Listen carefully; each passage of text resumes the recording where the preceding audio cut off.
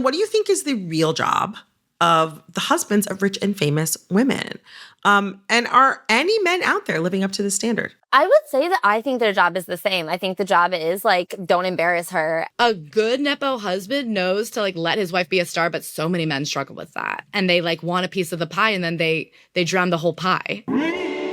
Hello, hello. I'm Brittany Luce, and you're listening to It's Been a Minute from NPR, a show about what's going on in culture and why it doesn't happen by accident. We've heard of Nepo babies, Nepo parents, and now Nepo husbands. They're the spouses to high-profile women, and their proximity to celebrity means their own star is on the rise. Nepo husbands come in many shapes and forms, but they all face scrutiny, especially when things go wrong. Matt Kaplan, who's married to Alex Cooper, host of the Call Her Daddy podcast, recently faced a Vanity Fair expose which alleged a toxic work environment of their media company, Unwell. Alex Cooper responded to the allegations in part by saying, "Don't believe everything that you read on the internet." So what's a Nepo husband to do? We're chatting with the hosts of Good Noticings to discuss all things Nepo husbands. Ashley, Claire, welcome back to It's Been a Minute. It has been a minute. I'm excited to talk to you. Thank you so much. We can't wait to be here. We've been looking forward to it all week. In a recent Vanity Fair expose on Call Her Daddy host Alex Cooper and her media company called Unwell Network, which is not my choice for the name of a media company, but whatever. More than 30 former and current employees detail a toxic work environment spearheaded by Cooper's business partner and husband, Matt Kaplan. Kaplan is the co-founder and CEO of Unwell, a media company that brands itself as a Gen Z girls club with basically Call Her Daddy and Alex Cooper as like the face and like the flagship enterprise of the company. But it's also a place where Kaplan has allegedly called employees stupid or the R word, asked invasive questions about their sex lives. And according to the Vanity Fair piece, workers characterize him as at turns flirtatious or given to screaming. Unwell staffers characterize Alex Cooper, as a mean girl, but they also note that she has a more muted presence when it comes to executive decision-making. But again, Cooper has defended the company against the claims in the Vanity Fair article. First of all, before we get into anything else, what do each of you make of this news? I think there have been rumblings about it for a while now. And I think this piece is really the holistic view of all of the reports we've been hearing, where it's like, yeah, seems really bad. I mean, like, Kaplan was a successful producer before linking with Cooper. He was a successful executive in Hollywood, but nothing on par with the magnitude of Unwell and Call Her Daddy and what Alex Cooper was building. So in a way, I think he has become, to a certain degree, a Nepo husband. I mean, basically, he married into his job, essentially. But Ace Entertainment is his production company where he produced To All the Boys I Loved Before. They've done a couple of projects that I've definitely heard of. So like in creating this kind of more, just like more buzzy company with like more hot properties like the Call Her Daddy podcast, et cetera. Mm-hmm. Those are under him now. Like, what does their prenup look like? I imagine it's like the size of an encyclopedia. That it has to be at least that thick, at least. Like after reading the conversation on Belle Burden's book, where I found out that one of the big issues is that she had purchased a lot of their property and put both of them on the deed, assuming that they'd be together forever. And then they get divorced and like he owns the money she had going into this relationship. And I'm glad you bring up Belle Burden. I'm wondering, okay, so like I do think of Kaplan as a Nepo husband simply because, how do I put this? I kind of feel like if the job that you have is a job that you wouldn't have gotten if you were not married to your wife, especially if it is in her business, if like the hottest thing you've got going is her business, you're a Nepo husband. That's right. My definition, but I wonder how each of you define Nepo husband. And if you give me some like present day examples of a Nepo husband, I think Belle Burden, her ex-husband, is a great example. And a lot of people have been just I've got a great one about her book. Please say. Callum Turner. Okay, I didn't know if we were going to go there because I was thinking about that. I had to explain to my husband who he was the other day. He knew that exactly. somebody and how did you explain him? But he didn't know. Did you explain him as Dua Lipa's husband? I was like, he's in a movie, and my husband was like, and something I think is very interesting yeah. is something very interesting about him is that he was kind of like this indie art darling. Once they linked up, his profile raised by a ton. I don't think he would have been in eternity without her. I mean, they basically did a pap walk kind of at their wedding, yeah, or at least one of their wedding celebrations. Dinner. They literally welcomed the paparazzi to their wedding dinner, and I know. His star has only risen. I mean, even if I think about like someone like Klay Thompson, right? In writing the questions today to talk to you all, I was like sitting here and I said like Megan Thee Stallion, and I had to Google this man's name because I already forgot it. Well, every NBA player, did they date a Kardashian? Like, I knew about the Nets because James Harden was dating Khloe. That's how I know who he is. That's how I know who he is. I mean, Travis Kelce, I will stand Talk by about is it. someone he was on a Super Bowl team, but there's 30 other people on that team too. And can I say, exactly. Any man who's saying Travis Kelce was more famous than Taylor Swift, 4 years ago, before Ophelia cried at the top of her little tower, he would have known Taylor. I would not have known Travis. Bingo. I'm sorry, There's no husband who didn't know who Taylor Swift was. There were wives who didn't know who Travis Kelce were. And I'm sorry. Can I take it one more further? Go ahead. That Kylie Kelce, who I find her pleasant. Mama Kelce, Kylie Kelce, Taylor Swift created a Nepo ecosystem. Oh, I mean, that's how like all of them have podcasts that are popular now, basically, is through her fame. Okay. So you've named so many excellent examples of present day Nepo husbands and Nepo boyfriends.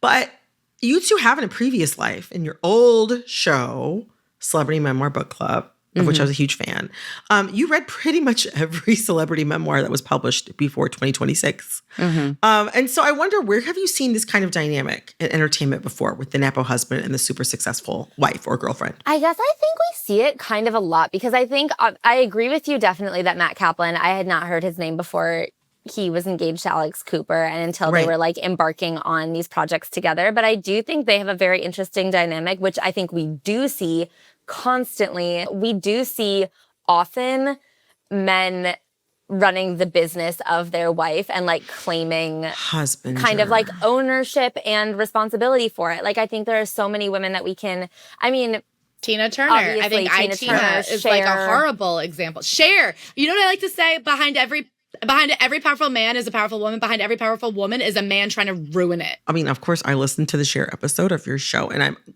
like waiting with bated breath for the second half of her memoir, by the way. Oh my God. She only released one half. That's so, I relate to that. Can I say that's so Cher? It's so Cher to start and then go.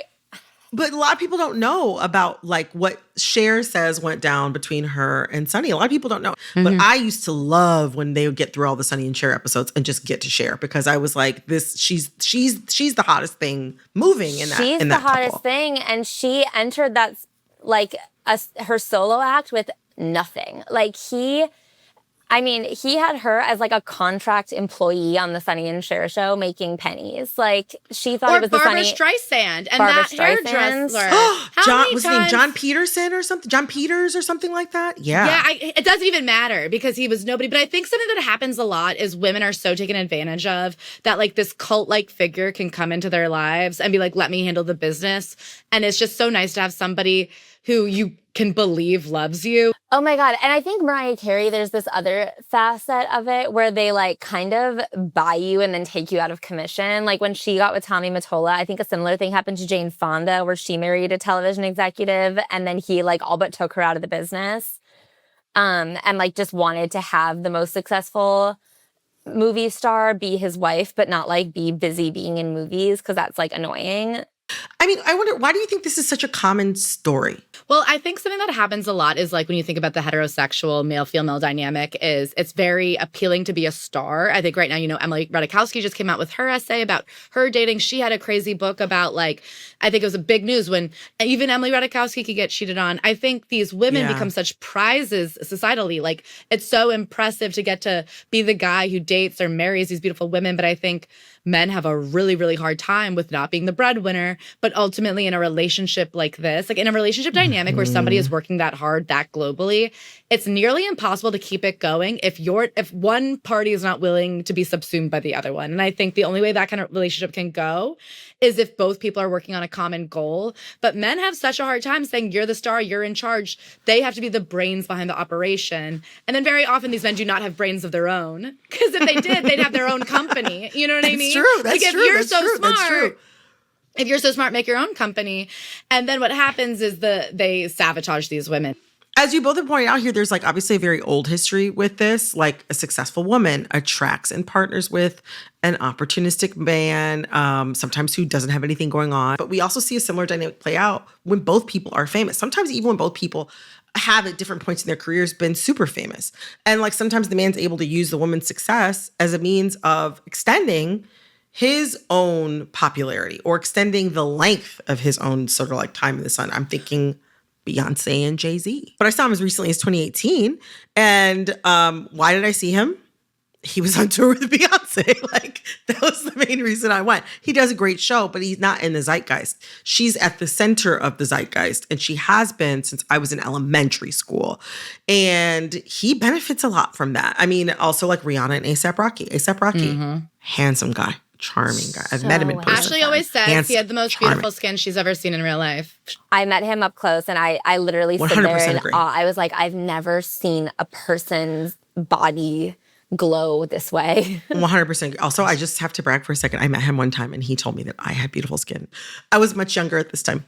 I asked him what he uses. I was like standing there because I was working in PR at the time and I was doing a tour with him and Wiz Khalifa. He goes, oh, hi, I'm like whatever. And I go, what's your skincare routine? What did he say? He goes, witch hazel. I literally went home and I bought witch hazel. And like a week later, I was like, it's not the witch hazel. It's something else. It's something else. Oh my God. So first of all, I feel like, Claire, you've talked for a long time about like what men want in a wife. Like for a long time, obviously, like That's a wife what was I'm a always homemaker. talking about, You're is always what talking about men what want. men want. Okay, no, but you have this like great example of like Upper East Side Yes. societal expectations now. I feel like for a long time, having a wife meant like having someone who like kept your home lovely, hosted great Yes. dinner parties, whatever. That was what Yes. you wanted. But it's not it's not enough anymore. Now the like ultimate gold medal is having a wife that you like took out of an industry and now she's making a beautiful dinner party, but she has a PhD. And like that is something that's so important. And I think in the entertainment industry, I think it's really complicated from two ends. I think one, it is these men who want a wife that is like worthy of their cachet. So they have to aim a little bit higher than themselves. But then two, they want to then like have won that prize and to like remove her from the game. You know what I mean? I feel like men have this view of women that like everything you're doing is just to like get a type of husband. And then for women, I think who are of a certain caliber in the entertainment industry, dating is so hard because who like understands your life in this way. Like it's hard to find someone who like knows how to act at a movie premiere. And I do think there's a heterosexual thing where for women, you don't want to really date a man dumber and less successful and less talented and less capable. Yes. It's But like if you're of the 0.0001% of successful people, like who does Ariana get to date that is at her level? No, like there's 20 men in the world at her level. Exactly. And that kind of like narrows the pool. as an interesting example of like something Claire talked about earlier of these guys like using women to move further into like visibility, further into the zeitgeist. I think a really interesting example is Chris Pratt, who was way less famous than Anna Faris. Talk about it. When he kind of like leapfrogged her a bit career-wise. And then she was like, well, I'm still going to do sitcoms. And he was like, no, like now I want a stay-at-home wife. And then he went and got us, like once he like used her to slingshot himself to a certain caliber, he went and found a stay-at-home wife. But I do remember from listening to your episode about Anna Faris's book. I mean, it became pretty clear that the sort of like, we're both acting, we're both successful relationship dynamic didn't seem like it was working for him anymore. What you're saying reminds me of something that LeBron James recently said.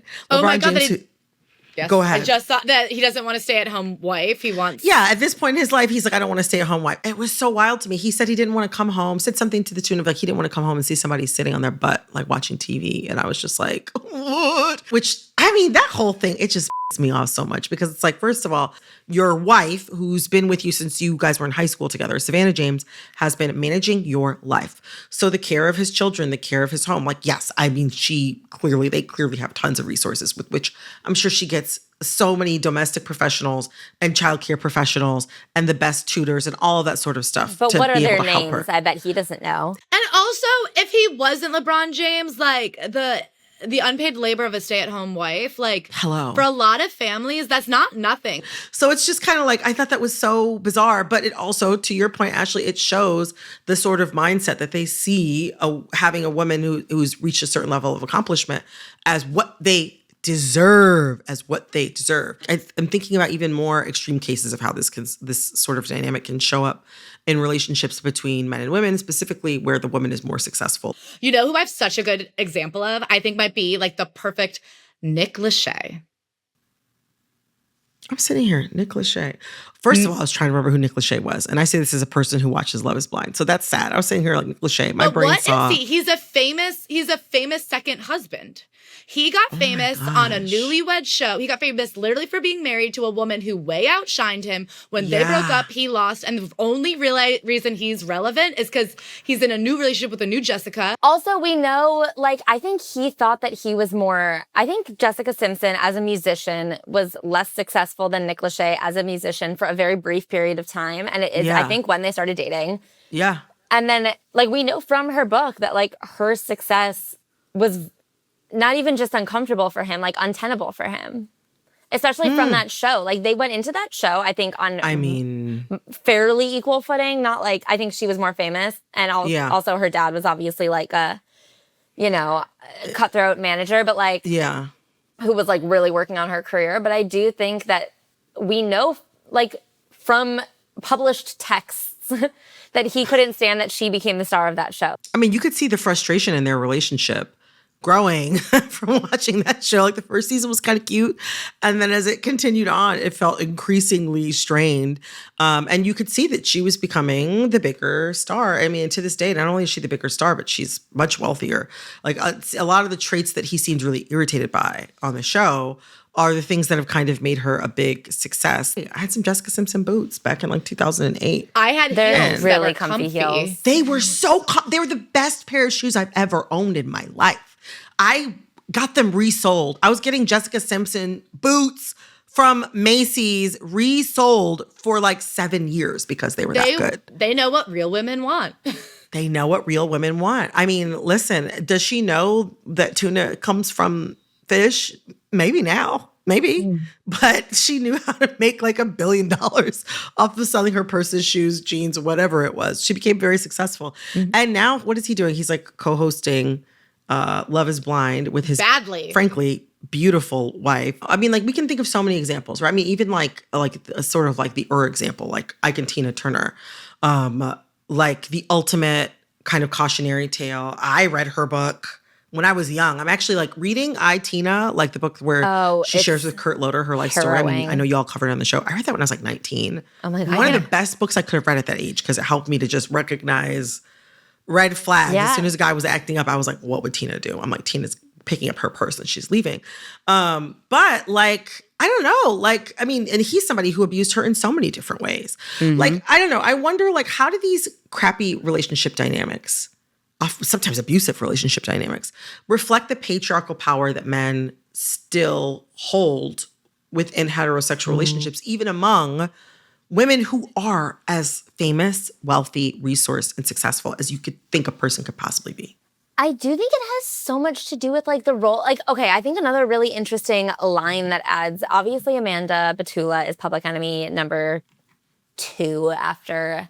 The girl from Summer House who like stole Sierra's boy, whatever she did. The whole Summer House drama. She had a line this past summer when her relationship with Kyle, her ex-husband, was like really looking to be not great. She mentions not having a prenup, and she finds out that her husband's business is in a really bad place financially. He's taken out a huge loan And they're like, you're liable on that loan. Like, if you don't have a prenup and you guys are a married couple, like, you're in trouble. And she, in a confessional, says that she never questioned any of his business decisions because he's the businessman. But like she says, why would I question him? This is his area of expertise. But I don't think that she's very far off from like what I would consider the average in these situations. Yeah, I've had a lot of conversations where I'm telling a man something and he goes, oh, maybe. And I go, not maybe. I'm telling you. I'm right. Yeah, maybe.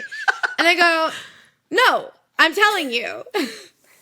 But like, I do think there's this like inherent belief that when a man says, like, a man is an expert in a topic and a woman is like just finding out about it. You know, like, I think that people like love to, or like just default to it. Like, I think people default to a man knows what he's talking about. Like, if he's talking to you, you know, with a deeper voice and a state of authority. Like, think about the way Elizabeth Holmes had to like lower her voice in order to be believed about her lies. Like, she couldn't lie in her natural voice. No one would have believed it. Like, people don't, like, it's very, I think for a man to go like, I'll just handle all the business, put everything in my name. People are so primed to be like, okay. Okay. In an old episode of Celebrity Memoir Book Club, you discussed Ali Wong's 2019 memoir, Dear Girls, which is a book dedicated to her daughters. So she's like writing basically letters and telling stories to her daughters so that they can like read them when they're older. And she has this funny perspective on the ultra rich stay-at-home mom lifestyle of Jessica Seinfeld, Jerry Seinfeld's wife. She says Jessica Seinfeld's only real job is to not embarrass Jerry. If that is true, I mean, which is a bar right there. If that's true of the wives of rich and famous men, and I can think of many examples of wives who do a great job of this, not the least of which Savannah James, LeBron James's wife. Although the way he's talking, I'm like, he wouldn't be my husband anymore if he talked to me like publicly. That's just me. Or, you know, who's a really good, how about Aisha Curry? Oh, Aisha Curry. I mean, talk about someone who took it serious. And not only was she not going to embarrass him, but no woman was going to embarrass that man by wearing a mini skirt. No, that's right. Oh, don't embarrass him, our Lord, by looking like a slut. And then I feel like that was an era she went through. She seems to be in a different era now. She seems to be in a different era now. And she even acknowledges that she's like, I kind of maybe wanted more for myself than to be like a rich man's wife. Like so many of these men like kind of managed to repeatedly find women who fulfill this role for them. I wonder, then what do you think is the real job of the husbands of rich and famous women? And are any men out there living up to this standard?